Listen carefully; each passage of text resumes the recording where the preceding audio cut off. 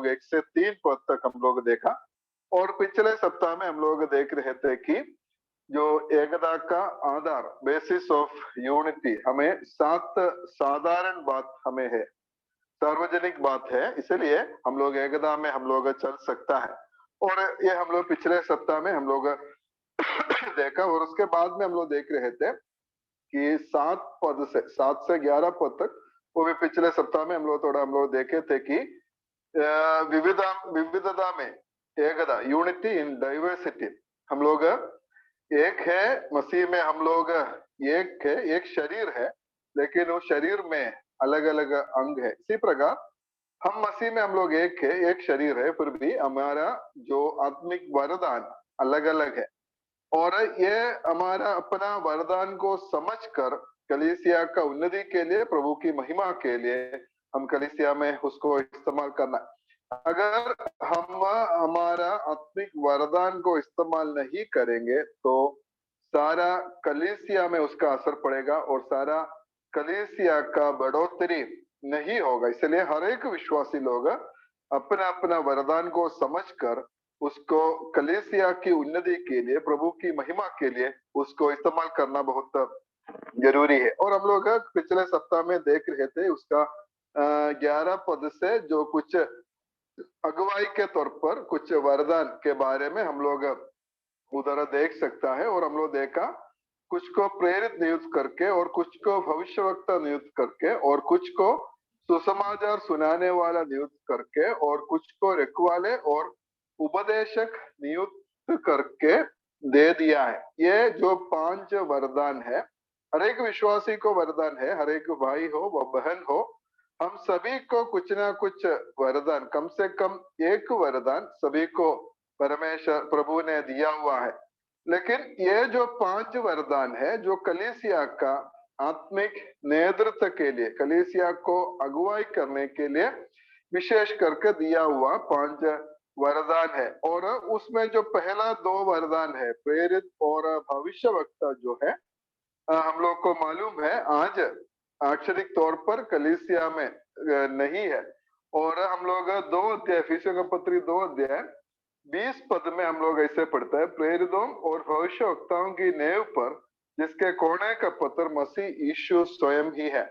प्रेरित और भविष्यवक्ता कलीसिया का नींव के काम में, शुरुआत के समय में नींव के काम में उसको इस्तेमाल किए गए हैं। और जो नींव उन्होंने जो डाला, जो फाउंडेशन प्रेरित और भविष्यवक्ता डाला, और उसके ऊपर कलीसिया खड़े हैं। आज हम लोग जो भी शिक्षा हम लोग सीख रहा है, और कलीसिया जिस आधार पर चलना चाहिए, और वो प्रेरितों और भविष्यवक्ताओं जो डाला हुआ, जो नींव के आधार पर है।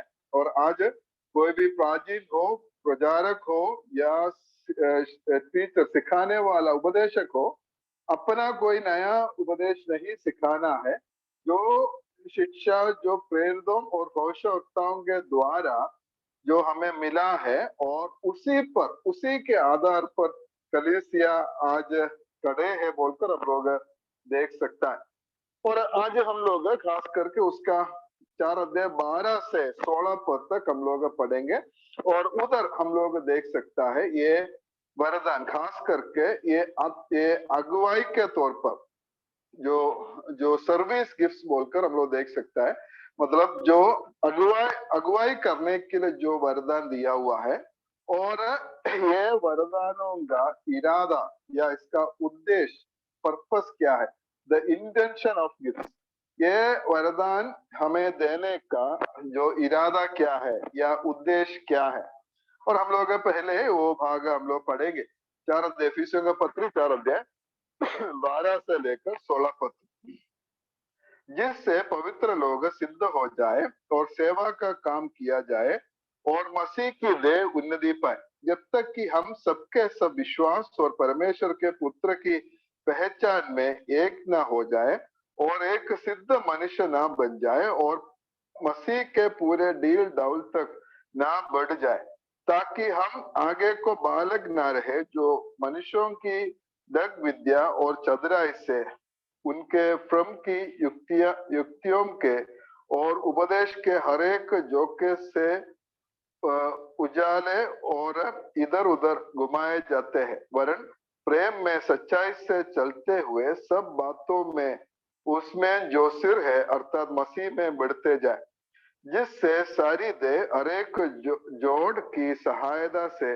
एक साथ मिलकर और एक साथ गढ़कर उस प्रभाव के अनुसार जो हर एक अंग के ठीक ठीक कार्य करने के द्वारा उसमें होता है, अपने आप को बढ़ाती है कि वो प्रेम में उन्नति करती जाए।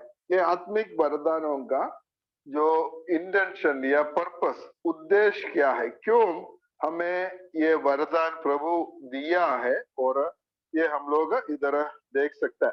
और खास करके जो ये अगुवाई करने का लोग, जैसा हम लोग पिछले सप्ताह हम लोग देखा है कि कुछ को सुसमाचार सुनाने वाला नियुक्त किया, कुछ को रखवाले और उपदेशक नियुक्त करके दिया है। कुछ लोग इवेंजलिस्ट है, सुसमाचार प्रचार करने वाला है, और कुछ लोग रखवाले या पास्टर्स या एल्डर्स प्राचीन लोग हैं, और कुछ लोग उपदेशक है, टीचर्स है, वचन को सिखाने वाला है।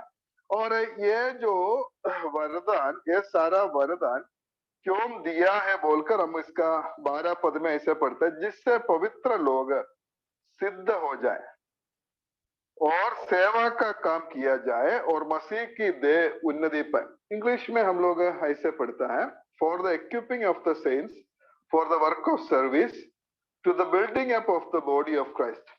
ये क्यों दिया है, ये वरदान क्यों दिया है, हम लोग देख सकता है कि पवित्र लोगों को इक्विप करना, इक्विपिंग द सेल्स, उसको इक्विप करना मतलब हम लोग देख सकते हैं तैयारी करना, प्रिपेयरिंग या मेंडिंग या रेस्टोरिंग, ये सब अर्थ हम लोग इसमें हम लोग देख सकते हैं। सज्ज करना, तैयारी करना या प्रिपेयर करना, पवित्र लोगों को तैयार करना या प्रिपेयर करना, और मेंडिंग या मरामत करना, और रेस्टोरिंग या उनको सुधारना है।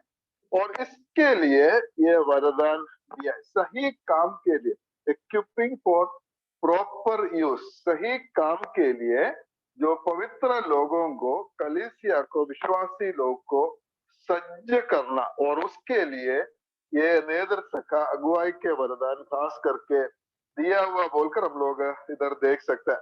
और गलातियों का पत्री 6 अध्याय 1 पद में हम पढ़ता है, हे भाइयों, यदि कोई मनुष्य किसी अपराध में पकड़ा भी जाए तो तुम जो आत्मिक हो नम्रता के साथ ऐसे को संभालो और अपनी भी चौकसी रखो कि तुम भी परीक्षा में ना गिर पड़ो। अगर कोई व्यक्ति, कोई जो विश्वासी अपराध किया तो उसको वापस लाना या उसको सुधारना, और ये जो हमारा जो अगुवे लोगों का जो कर्तव्य है। और उसके साथ में हम लोग इसका मतलब को समझने के लिए हम लोग एक पद पढ़ेंगे, मत्ती सुसमाचार 4 अध्याय 21 पद। वहां हम लोग ऐसा पढ़ता है, प्रभु यीशु मसीह अपने चेलों को बुलाता है और उसके बारे में है, और वहां हम लोग देखता है कि वहां से आगे बढ़कर, मत्ती 4 का 21, वहां से आगे बढ़कर यीशु ने और 2 भाइयों अर्थात जबदी के पुत्र याकूब और उसके भाई यूहन्ना को देखा। वे अपना पिता जबदी के साथ नाव पर अपने जालों को सुधार रहे थे। उसने उन्हें भी बुलाया। अपना जालों को सुधार रहे थे मतलब मेन कर रहे थे, मरामत कर रहे थे, और यही अर्थ हम लोग देख सकता है। और हम लोग ये एक बहुत बड़ा एक जिम्मेवारी है, तो परमेश्वर के वचन को सिखाना, सही रीति से उसको अगुवाई करना और आगे लेके जाना है। और हम लोग तीमुथियुस का दूसरा पत्री 2 का 2 पद में हम लोग पौलुस तीमुथियुस को ये बात को बताता है, और उधर हम लोग क्या पढ़ता है कि और जो बातें तूने बहुत से गवाहों के सामने मुझसे सुनी है उन्हें विश्वासी मनुष्यों को सौंप दे, जो दूसरों को भी सिखाने के योग्य हो। जो इधर हम लोग ये टीचिंग का उपदेश या टीचिंग का सिखाने का 4 पीढ़ी हम लोग इधर देख सकते हैं। तिमोथियुस को पौलुस बोलता है तुम जो मुझसे सुने हैं, पौलुस तिमोथियुस को सिखाया और उनको क्या करना है, विश्वासी मनुष्यों को सौंपना है। तिमोथियुस से अपने पास नहीं रखने के लिए उसको दूसरों को सिखाना है। विश्वासी या विश्वास योग्य मनुष्यों को ये सिखाना है, जो फेथफुल या विश्वास योग्य, जो विश्वास योग्य उसको सिखाना है। और वो लोग क्या करना है, वो लोग दूसरों को सिखाने के लिए योग्य होना। पौलुस तिमोथियुस को सिखाया, तिमोथियुस विश्वास योग्य मनुष्यों को या विश्वासियों को सिखाया और वो लोग और दूसरों को सिखाना, और इसी प्रकार ये तो आगे बढ़ता है बोलकर हम लोग देख सकते हैं। और इसलिए अगुवे लोगों का जो काम है, इनका जो जिम्मेवारी है कि पवित्र लोगों को सज्ज करना, और क्यों सज्ज करना, क्यों उसको तैयार करना कि विश्वासी लोग अपना अपना वरदान कलीसिया में इस्तेमाल करे और इसके द्वारा कलीसिया का उन्नति हो, कलीसिया का बढ़ोतरी होना है। और इसके लिए ये सभी लोग अपना आत्मिक वरदानों का सही इस्तेमाल करने के लिए उसको प्रोत्साहन करना, उसको तैयारी करना और प्रभु के वचन में उसको आगे बढ़ाना, और इसी प्रकार कलीसिया का उन्नति होना है, बढ़ोतरी होना है। और इसके लिए ये जो वरदानों को प्रभु दिया है बोलकर हम लोग देख सकते हैं। और हर एक मसीह, जैसे हम लोग पिछले सप्ताह में हम लोग देखा, हर एक मसीही भाई बहनों को कुछ ना कुछ वरदान परमेश्वर दिया है। किसी को एक वरदान दिया है और कुछ विश्वासी लोग को एक से ज्यादा भी वरदान आत्मिक वरदान दिया हुआ है। लेकिन एक भी नहीं मिला हुआ, एक वरदान भी नहीं मिला हुआ, एक भी विश्वासी कलीसिया में नहीं। हम सबको नेतृत्व के वरदान शायद सबको नहीं मिला है, कुछ लोगों को परमेश्वर दिया है, लेकिन बाकी जो वरदाने हैं हर एक विश्वासियों को प्रभु दिया है। और इसलिए अपना वरदानों को समझना, क्या क्या वरदान हमें मिला है, और वो वरदान हम लोग कलीसिया का उन्नति के लिए हम लोग उसको इस्तेमाल करना बहुत जरूरी है। और इस वरदान हम लोग पिछले सप्ताह में हम लोग पढ़ा था कि 4 अध्याय उसका 7 पद में, पर हम में से हर एक को मसीह के दान के परिमाण के अनुसार अनुग्रह मिला है। हम सबको मिला है मसीह के दान के परिमाण के अनुसार, हम लोग सबको अनुग्रह मतलब अनुग्रह जो आत्मिक वरदान हमें मिला हुआ है। हम सबको मिला हुआ है, कुछ ना कुछ वरदान हम सबको मिला हुआ है। ये हम लोग समझना है, क्या हमें क्या वरदान दिया है, मिला है, वो समझकर उसको हम लोग इस्तेमाल करना। और ये प्रभु हमारा अपना ये जो आत्मिक वरदान जो है अपना योग्यता के अनुसार नहीं दिया, और हमारा कोई योग्यता देकर नहीं दिया, परमेश्वर की बड़ी अनुग्रह से जिन्होंने वो चाहा अपना मर्जी से प्रभु ये वरदानों को बांट दिया है। और इसलिए हम सबको कुछ ना कुछ वरदान दिया है, और इस वरदानों के द्वारा हम लोग क्या करना, हर एक विश्वासी लोग इस वरदान को क्या करना है। लोग पतरस का पहला पत्री 4 अध्याय उसका 10 पद में हम लोग पढ़ता है, पतरस का पहला पत्री 4 का 10, जिसको जो वरदान मिला है वो उसे परमेश्वर के नाना प्रकार के अनुग्रह के भले भंडारियों के समान एक दूसरे की सेवा में लगाए।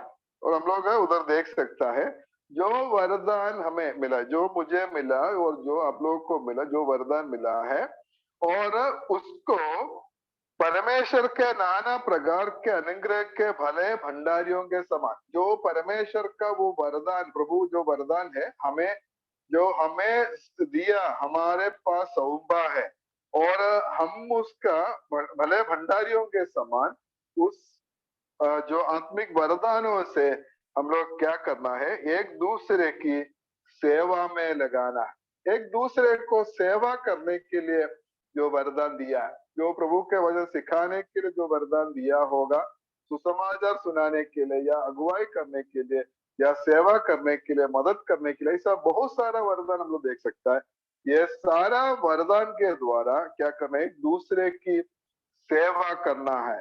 We have to minister each other, एक दूसरे को सेवा करने के लिए ये सारा वरदान दिया है। ये वरदान हमें मिला है, इसलिए ये हमारा कोई फायदा के लिए नहीं है।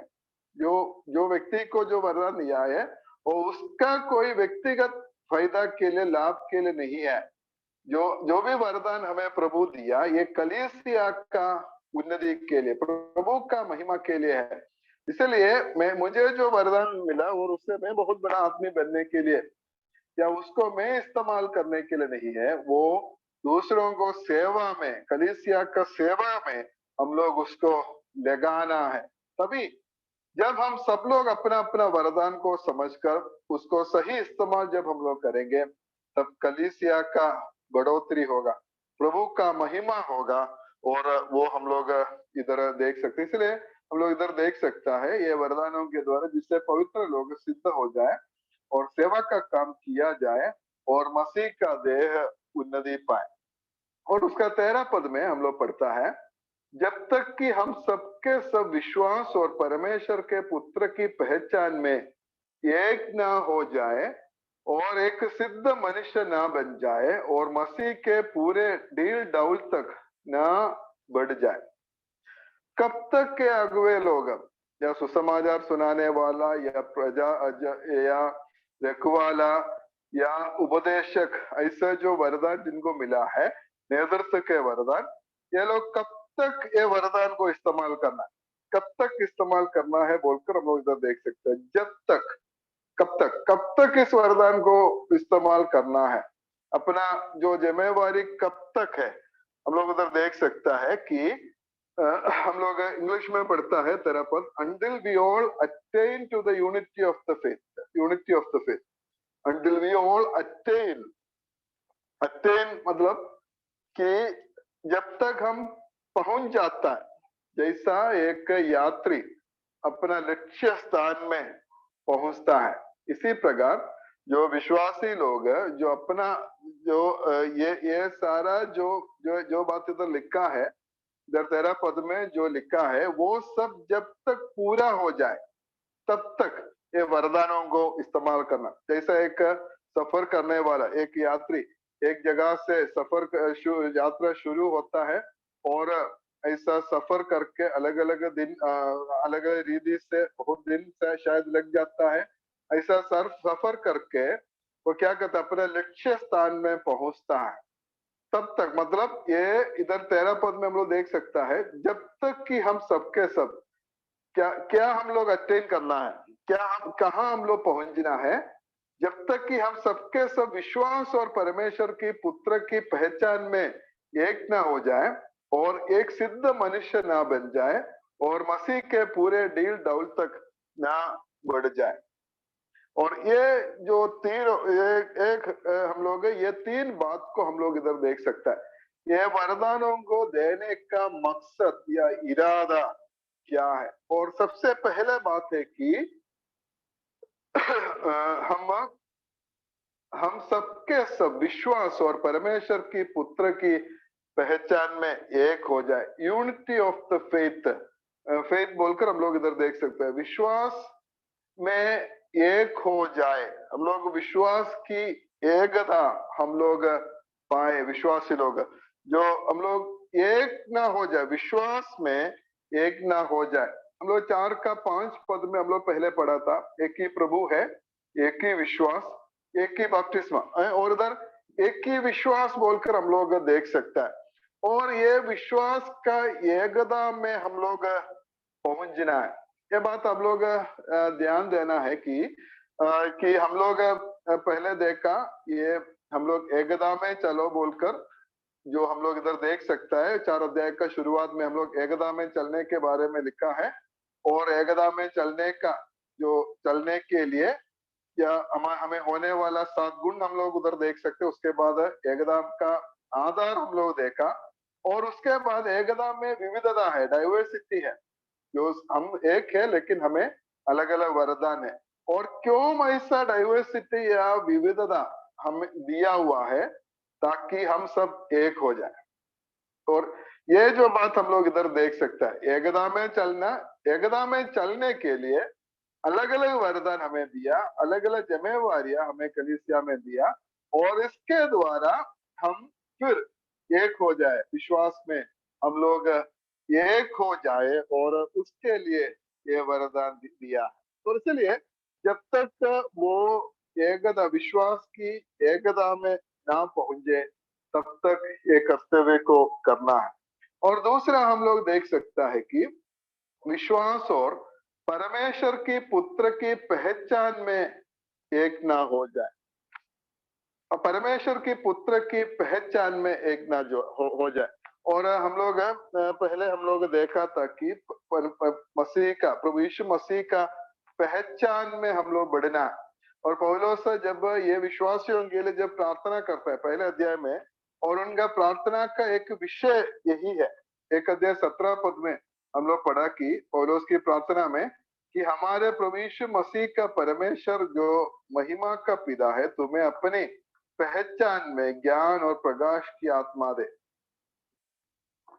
हम लोग जो प्रभु को पहचानना, उसको उसको पहचानना, और इधर हम लोग 4 अध्याय में हम लोग पढ़ते हैं, पहचान में हम लोग एक हो जाए, अपने पुत्र के पहचान। उस समय हम लोग देखे थे कि ये जो पहचान या नॉलेज बोलकर उधर जो लिखा है, ये केवल बुद्धि नहीं है, बुद्धि नहीं है, इधर जो एपिग्नोसिस बोलकर जो शब्द इस्तेमाल किया हुआ है, और उसका जो अर्थ है कि कंप्लीट एक्सपीरियंशियल नॉलेज है। जो प्रभु यीशु मसीह के पहचान मतलब प्रभु यीशु मसीह को हम लोग अनुभव के तौर पर हम लोग समझना है, उसको जानना है। बुद्धि प्रभु यीशु मसीह कौन है और उसके बारे में हमें जानता है, हमें सीख सकता है, लेकिन ऐसा नहीं है, अपना अनुभव के द्वारा उसको पहचानना। और हम लोग उस समय हम लोग देखे थे कि प्रभु यीशु मसीह को पहचानना है तो प्रभु यीशु मसीह के साथ हम लोग समय बिताना है। प्रभु यीशु मसीह के साथ समय बिताने से ही उसको हम लोग अधिक अधिक हम लोग पहचान सकता है। और इसलिए जो आत्मिक वरदानों का जो मकसद है कि हम लोग उसके पहचान में एक हो जाना है।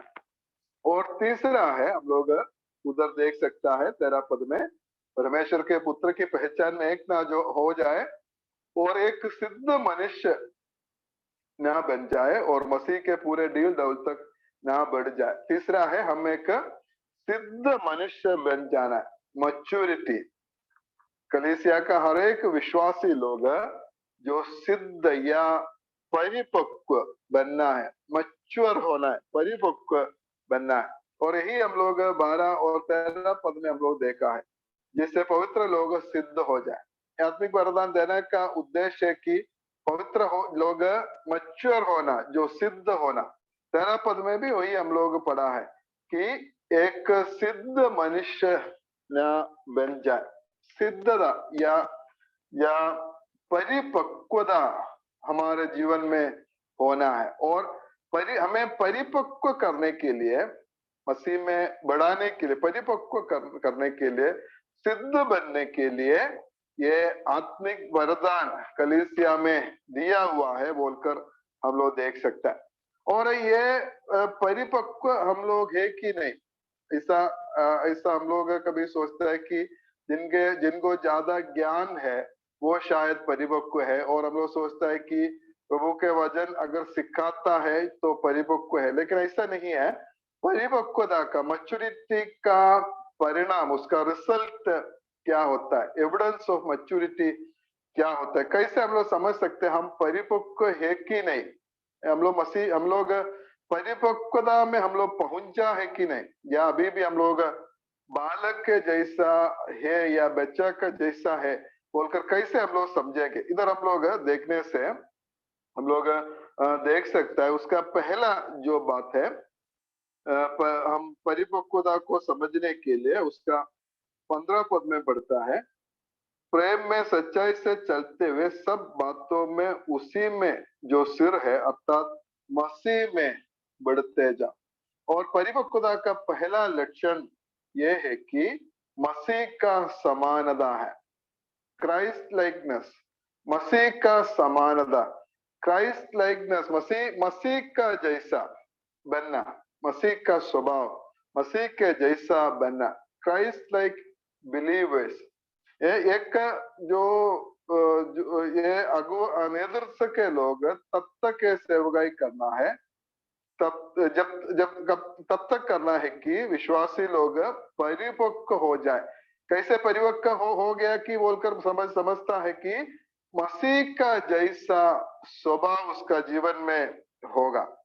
और पत्रस का दूसरा पत्र 1:4 में हम लोग पढ़ता है, जिनके द्वारा उसने हमें बहुमूल्य और बहुत ही बड़ी प्रतिज्ञाएं दी है, ताकि इनके द्वारा तुम उस सड़ाहट से छूटकर जो संसार में बुरी अभिलाषाओं से होती है, ईश्वरीय स्वभाव के सहभागी हो जाओ।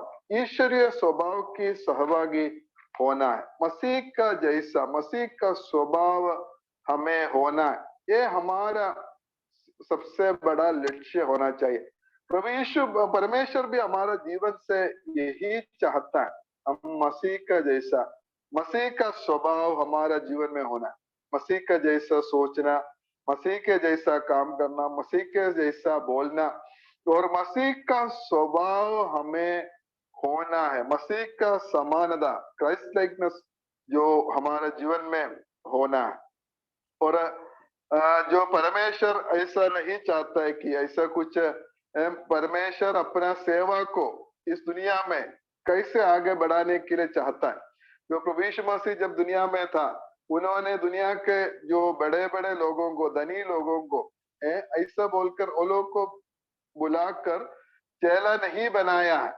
और प्रभु यीशु मसीह साधारण लोगों को, जो मछुए लोगों को या चुंगी लेने वाले लोगों को, ऐसा दुनिया का जो नजर पर जो नीच लोग है, ऐसे लोगों को प्रभु यीशु मसीह बुलाया और उन्हें चेला बनाया। जो परमेश्वर अगर उसका सेवकाई को अगर आगे बढ़ाना चाहता तो ऐसा कुछ व्यवसायी लोगों को चुन सकते थे।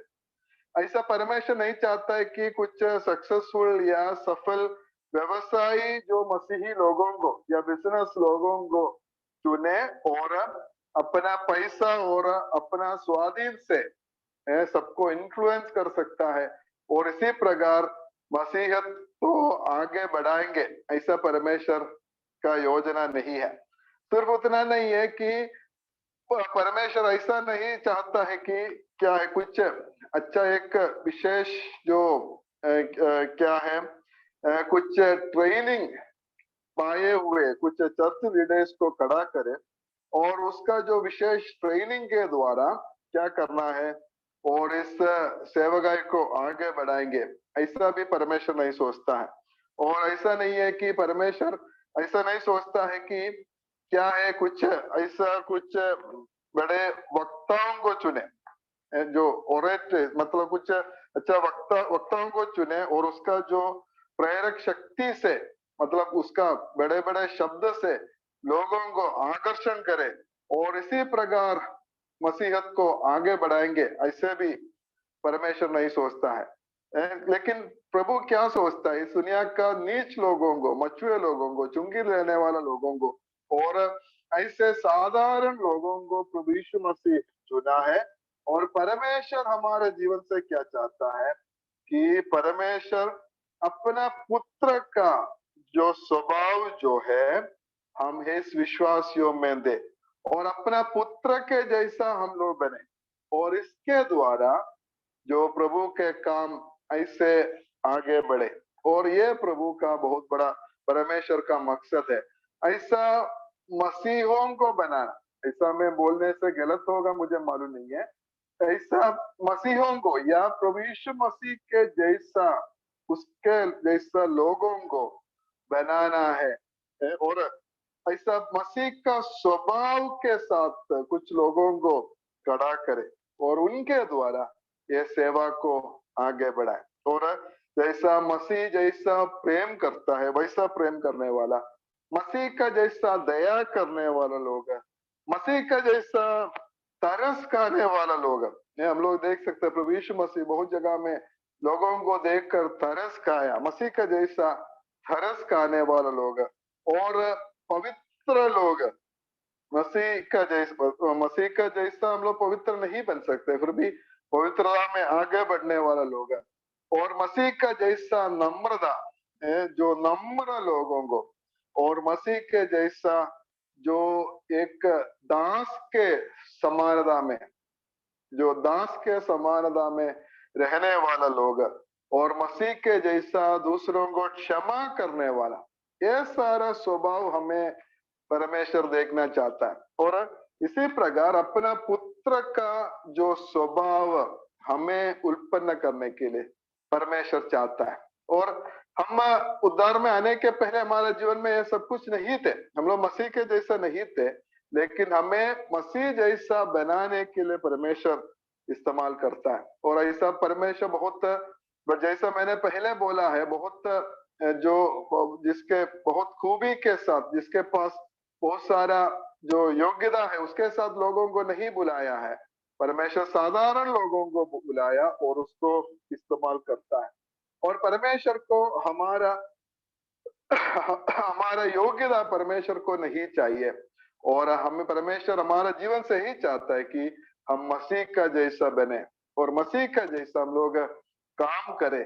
और ये जो सिद्धता का सबसे बड़ा लक्षण है, मसीह का समानता, मसीह के जैसा हम लोग बनना। ऐसा हम लोग इतिहास हम लोग देखने से ऐसा ही लोगों को परमेश्वर इस्तेमाल किया, बड़े बड़े लोगों को, उनको भी परमेश्वर इस्तेमाल किया, लेकिन ज्यादातर साधारण लोगों को परमेश्वर इस्तेमाल किया बोलकर हम लोग देख सकता है। उदाहरण के तौर पे बोलने से हमें मालूम है डीएल मूडी के बारे में। डीएल मूडी एक बहुत बड़ा एक प्रभु के दास था, उसके द्वारा बहुत प्रभु का नाम की महिमा हुआ है।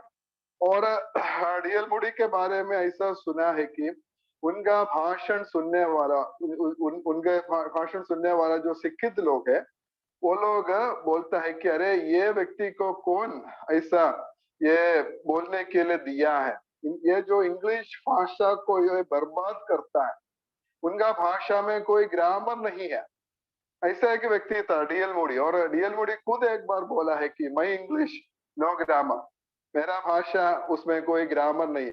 ऐसा बोलने वाला, ऐसा ऐसा बात करने वाला व्यक्ति था डीएल मूडी। लेकिन परमेश्वर ऐसे लोगों को इस्तेमाल किया। और ऐसे मैं एक जगह में मैं पढ़ा है, उसका सेवकाई के द्वारा कम से कम 20 लाख लोग प्रभु में आया। इसी प्रकार जो जिनके पास कोई खूबी नहीं है, योग्यता नहीं है, जिनको बोलने के लिए आता नहीं है, जिसके पास भाषा नहीं है, ऐसे लोगों को प्रभु इस्तेमाल करते हैं। सिर्फ एक ही बात है, हम मसीह के जैसा हम लोग बनना। और इसलिए मसीह की समानता जो परिपक्वता का पहला लक्षण है कि मसीह का समानता। और उसके बाद में जो परिपक्व है कि नहीं हम लोग कैसे समझता है, और उसका दूसरा है, उसका 14 पद में पढ़ता है, ताकि हम आगे को बालक ना रहे जो मनुष्यों की डग विद्या और चतुराई से उनके भ्रम की युक्तियों के और उपदेश के हरेक जोके से उछाले और इधर उधर घुमाए जाते हो। हम लोग देख सकता है कि स्टेबिलिटी या स्थिरता, जो मैच्योरिटी परिपक्वता का दूसरा लक्षण है कि हम लोग स्थिर रहेगा, हम लोग स्टेबल होगा मसीह में। हम लोग इधर ऐसा पढ़ता है कि हम आगे को बालक ना रहे कि मनुष्यों की डग विद्या और चतुराई से उनके भ्रम की युक्तियों की ओर उपदेश के हरेक जोके के उजाले और इधर उधर घुमाए जाते हैं। और ऐसे अगर हम लोग मैच्योर नहीं है, सिद्ध नहीं है, तो क्या होता है, हम लोग कहीं से कुछ सुनेगा उपदेश, कुछ नया शिक्षा हम लोग सुनेगा, तब हम लोग लगेगा अरे वो सही है या यही सही है। ऐसा है क्या? जैसा हवा के पास सांप आया और बोला, उससे पूछा क्या सचमुच में परमेश्वर बोला है क्या, है कोई भी पेड़ के जो फल नहीं खाना है, ऐसा बोलकर संदेह उत्पन्न होता है। जो नया नया शिक्षा, दूसरा शिक्षा सुनने से संदेह होता है या अभी तक या विश्वास किया ये वो गलत है क्या है, ऐसा बोलकर जो इधर उधर डगमगाता है, ऐसा नहीं होता। हम लोग परिपक्व होने से परमेश्वर के वचन हम लोग समझने वाला सीखने वाला बन जाता है और हम इधर उधर भटकने वाला नहीं होता है। ऐसा आज ये हमें मालूम है अंतिम दिनों में हम लोग पहुंच जाए, प्रभु यीशु मसीह का आगमन बहुत निकट है। इसलिए आजकल हम लोग दुनिया में हम लोग नजर देखने से बहुत सारा इस तरह का गलत शिक्षा दुनिया में फैल रहा है और पहले से ज्यादा आजकल इसको हम लोग देख सकते हैं। बहुत सारा गलत शिक्षाओं को हम लोग दुनिया में देख सकता है। ऐसा कुछ लोग आकर हमसे पूछेगा कि परमेश्वर एक है ना, बाइबल में लिखा है परमेश्वर एक ही है, एक है, लेकिन फिर तुम लोग क्यों बोलते हैं कि तीन है, पिता पुत्र पवित्र आत्मा, तीन पिता परमेश्वर है, पुत्र परमेश्वर है, पवित्र आत्मा परमेश्वर है, तब एक है या तीन है? तब क्या होता है, संदेह होता है। और क्या यही सही है, परमेश्वर एक है या तीन है, ऐसा बोलकर संदेह होता है। और इसी प्रकार आज जो परमेश्वर का त्रिएकता के विषय में गलत शिक्षा बहुत फैल रहा है। और ऐसे आप लोग को उधर है कि नहीं मुझे मालूम नहीं है, इधर नॉर्थ ईस्ट में सब अभी फैलने वाले एक ग्रुप है कि church of the almighty God बोलकर, पिछले दिनों में उसके बारे में मैं थोड़ा देख रहे थे। और church of the almighty God बोल के एक कल्ट ग्रुप है और हमारा विश्वासियों को भी वो भटकाने के लिए वो लोग कोशिश करता है। और वो लोग का विश्वास है, वो लोग ऐसे सिखाता है कि प्रभु यीशु मसीह का आगमन हो गया है और अभी चाइना में एक स्त्री के तौर पर प्रभु यीशु मसीह जीवित है। और वो लोग सिखाता है कि हमारा जो बाइबल है वो बाइबल आज का दुनिया के लिए नहीं है, पुराना है, इसलिए वो लोग क्या किया, नया बाइबल लिखा है। लेकिन हमारा विश्वासियों के पास आने से ये सब कुछ वो लोग नहीं सिखाता है। प्रभु यीशु मसीह का आगमन हुआ और चाइना में वो है, एक स्त्री है, एक ये सब नहीं सिखाते। वो लोग क्या बोलते पूछता मालूम है, वो लोग ऐसे भी पूछता है कि क्या विश्वास में उद्धार पाने के बाद में क्या विश्वासी पाप करता है क्या, पाप कर सकता है क्या? अगर पाप करेगा तो वो सचमुच में विश्वासी है क्या? इसी प्रकार एक दो बात इधर उधर बोलकर उसको भटकाता है और उसके बाद धीरे धीरे उसका गलत शिक्षा में उपदेश में उसको गिरा देता है। अगर हम लोग स्थिर नहीं है, विश्वासी लोग अगर प्रभु के वचन में अगर स्थिर नहीं है तो हम लोग डगमगाने का संभावना है। और इसलिए जो हम लोग परिपक्व होने से, हम लोग मैच्योर होने से हमें पता चलता है कि क्या सही है क्या गलत है। जहां भी जो गलत शिक्षा सुनने से पता चलता है कि वो गलत है, वो विश्वास नहीं करना है बोलकर समझ में आता है। और इसलिए परिपक्वता का दूसरा लक्षण है कि स्थिरता या स्टेबिलिटी है। और तीसरा जो लक्षण है कि हम लोग उसका 15 पद में बढ़ता है, प्रेम में सच्चाई से चलते हुए सब बातों में उसमें जो सिर है अर्थात मसीह में बढ़ते जाए। ट्रूथ जॉइन विथ लव, ऐसा परिपक्वता का तीसरा लक्षण है कि प्रेम में सच्चाई से चलता है। प्रेम में सच्चाई से, सच्चाई प्रेम में होता है, सच्चाई से चलता है, सीधा चाल या सच्चाई से चलता है। लेकिन वो चाल कैसे होता है, प्रेम में चलता है। सच्चाई बोलना है इसका मतलब ये नहीं है कठोरता के साथ बोलना है, ऐसा नहीं है। अगर मैच्योर है हम लोग, अगर सही तौर पर सिद्ध है तो सच्चाई हमें हमेशा हम लोग बोलेगा, लेकिन वो सच्चाई प्रेम के साथ। अगर कोई व्यक्ति कुछ गलत किया, कुछ गलत बोला, कुछ गलत सिखाया, तो क्या करता है, प्रेम के साथ उसको समझा सकता है, प्रेम के साथ उसको समझाता है। और हम लोग नीति वचन 27 का 6 में क्या क्या पढ़ता है, जो गांव मित्र के हाथ से लगे वो विश्वास योग्य है, परंतु वैरी अधिक चुंबन करते हैं। मित्र के हाथ से मिला हुआ गांव है जो विश्वास योग्य बोलकर हम लोग देख सकते हैं, जो प्रेम के साथ सच्चाई और यह सिद्धता का बहुत बड़ा एक लक्षण है। जैसा हमें मालूम है, बच्चा लोग को हम लोग जो दवाई देता है, दवाई खिलाता है। और वो दवाई कैसे होता है? ये सच्चाई दवाई के जैसा है। जो जिसको वो चाहिए वो हम लोग देना पड़ेगा, सच्चाई को हम लोग बोलना है, वो दवाई के जैसा है। लेकिन वो प्रेम जो है, प्रेम चीनी का या मीठा का जैसा है, चीनी का जैसा है। बच्चे लोग को जो टॉनिक या कुछ दवाई देने से वो दवाई कैसे होता है? वो मीठा होता है। वो मीठा में, चीनी में उसको या मीठा में वो दवाई को बनाया हुआ है, तब वो जो दवाई खाने के लिए अच्छा लगेगा। मेरा जो बच्चा लोग है वो बचपन में या अभी भी ऐसा कुछ दवाई खाने की उसको बहुत अच्छा लगता है।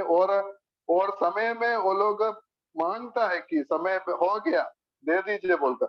इसी प्रकार, क्योंकि यह दवाई है लेकिन वो मेडिसिन जो है शुगर में या मीठा में उसको देता है। इसी प्रकार सच्चाई या प्रेम के साथ सच्चाई होता है अगर हम लोग हमारा जीवन में सिद्धता या परिपक्वता होता है तो। और परिपक्वता का जो चौथा लक्षण क्या है उसका 16 पद में हम लोग पढ़ता है कि उसमें सारी देह हर एक जोड़ की सहायता से एक साथ मिलकर और एक साथ गढ़कर उस प्रभाव के अनुसार जो हर एक अंग के ठीक ठीक कार्य करने के द्वारा उसमें होती है, अपने आप को बढ़ती है कि वो प्रेम में उन्नति करते जाए। और हम लोग इधर देख सकता है कि जो परिपक्वता का लक्षण है कि कोऑपरेशन, सहकारिता या सहयोग, एक साथ जो विश्वासी लोग एक साथ जो आगे बढ़ता है, एक साथ उसका उन्नति होता है, सब एक साथ है, वो एकता है इधर का विषय। और बढ़ोतरी भी एक साथ होता है और वो सहकारिता हम लोग इधर देख सकते हैं। और अब हम लोग इधर देखता है कि जो आत्मिक बढ़ोतरी हमारा जीवन में होना है, हम मसीह में जो हम लोग बढ़ना है, आत्मिक तौर पे हम लोग बढ़ना है। उद्धार जब पाया तब जैसा हम लोग हमेशा नहीं रहना है, मसीह में हम लोग बढ़ना। जैसा एक बच्चा जो जन्म होने के बाद दिन प्रतिदिन उसका बढ़ोतरी होता है, बढ़ता है, इसी प्रकार आत्मिक बढ़ोतरी हमारा जीवन में होना है। और हम लोग इधर देख सकता है कि 15 पद में हम लोग पढ़ा कि सच्चाई से चलते हुए सब बातों में उसमें जो सिर है अर्थात मसीह में बढ़ते जाए। मसीह में हम लोग बढ़ना है और हर एक विश्वासी मसीह से ही बढ़ सकता है, मसीह से बढ़ता है। और ये पूरा व्यक्तिगत तौर पे हम लोग मसीह से बढ़ता है और पूरा कलीसिया होकर वो भी हम लोग इधर देख सकता है जो मसीह से उन्नति होता है, मसीह के द्वारा उन्नति होता है। जैसा हमें मालूम है हम व्यक्तिगत तौर पे बढ़ना है, साथ में कलीसिया एक साथ भी बढ़ना है, कलीसिया एक साथ भी उन्नति पाना है। जैसा हमारा जो शरीर है, जो शरीर का एक एक अंग बोलकर नहीं बढ़ता है, सिर्फ हाथ बढ़ता है ऐसा नहीं है। हर एक जो जब बढ़ोतरी होता है शरीर का सारा अंग एक साथ बढ़ता है। इसी प्रकार कलीसिया में एक साथ उन्नति होना है और उसके लिए अंग क्या करता है? एक दूसरे को मदद करता है, जिसका जो कमी है उसको देता है, जहां जो जरूरत है वो देता है। और इसी प्रकार एक दूसरे का एक सहयोगिता है, सहकारिता है। इसलिए अपना आत्मिक बढ़ोतरी होना है, हमारा लक्ष्य होना है।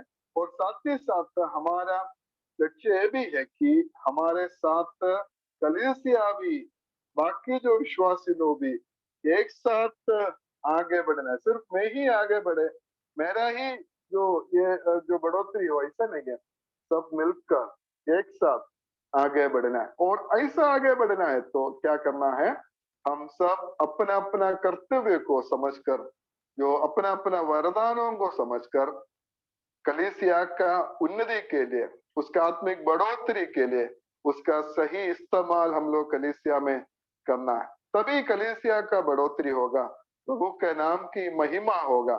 इसी प्रकार हम मसीही जीवन में हम लोग आगे बढ़ सकते हैं। इसलिए हमें जो वरदान प्रभु दिया है, कोई भी वरदान प्रभु अपना मर्जी से वरदान हमें दिया है। ये सबसे पहले बात है, हम लोग उसको समझना है। बहुत विश्वासियों को मालूम नहीं है उनको क्या वरदान मिला है बोलकर। अगर नहीं समझे तो उसका इस्तेमाल नहीं कर सकता है। इसलिए सबसे पहले बात है कि अपना वरदान को समझना है, क्या वरदान प्रभु मुझे दिया है। और दूसरा है, और वो भले भंडारी के समान उसको इस्तेमाल करना है, कलीसिया में उसका इस्तेमाल करना, दूसरों का काम में हाथ नहीं डालना है। लेकिन प्रभु मुझे हमें जो मिला है वो समझकर उसको कलीसिया की उन्नति के लिए, प्रभु की महिमा के लिए इस्तेमाल करना, तब प्रभु की महिमा होगा, कलीसिया की उन्नति होगा। और इसी प्रकार कलीसिया एक साथ आगे बढ़ेंगे, साथ में हमारा व्यक्तिगत तौर पे भी हमारा उन्नति होगा। और इसीलिए प्रभु सबको सहायता करे हमें मिला हुआ वरदान को समझकर कलीसिया में उसका इस्तेमाल करने के लिए, और उसी में आगे बढ़ने के लिए प्रभु हम सबको सहायता करे। प्रभु का नाम की महिमा हो।